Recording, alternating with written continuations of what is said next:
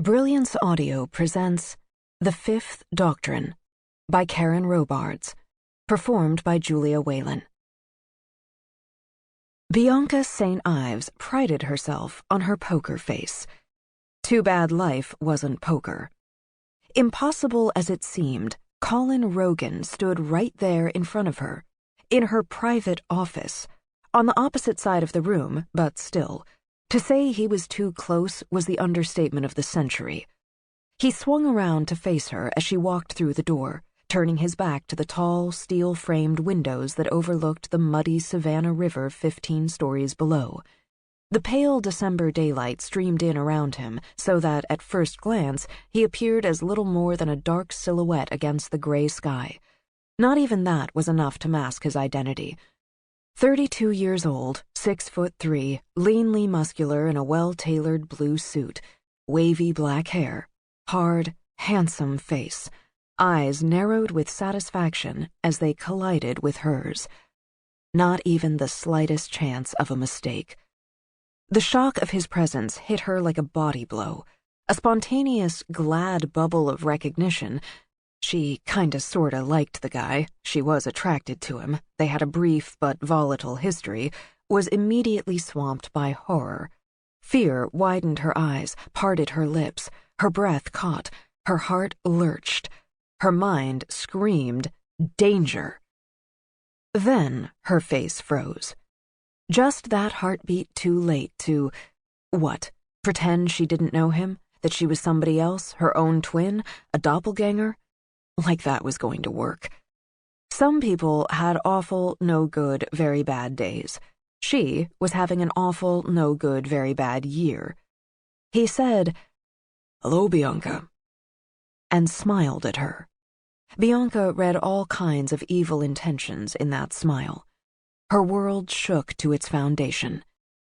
Considering that the last time she and the former MI6 agent turned mercenary had met, she'd drugged him and left him passed out cold on a bed in a hotel room in Moscow, that he might be upset with her was not exactly surprising. What was surprising was how the hell had he found her?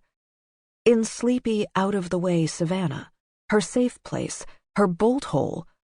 Not anymore. He'd called her Bianca.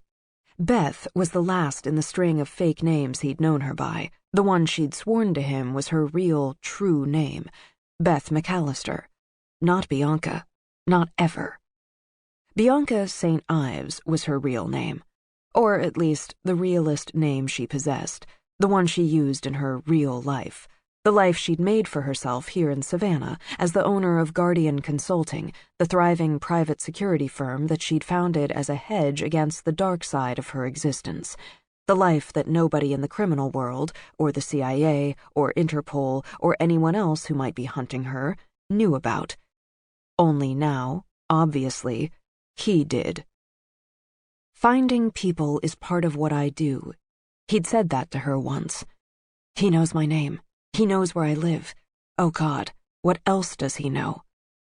As she met that opaque gaze, the thought that he might have learned her deepest, darkest secret in the course of hunting her down exploded in her head.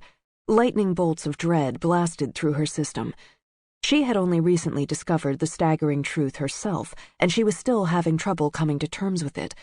If he now knew what she was, a genetically altered scientific experiment, a high-tech Frankenstein's monster engineered by a clandestine branch of the U.S. government as part of their top-secret, long-abandoned effort to create a strain of super-soldiers, a thing labeled by her creator, and no, she wasn't talking God here, as Nomad 44, she didn't think she could bear it.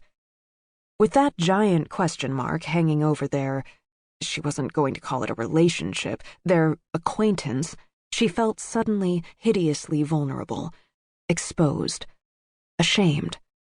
A shiver slid down her spine. Her fingers itched to touch the small ridge scar beneath her jaw, the one that had resulted from the removal of the tattoo she'd been given as a newborn, the number 44, marking her, they'd thought, for life, as one of theirs. Good thing she couldn't seem to catch her breath, or she'd probably start hyperventilating about now.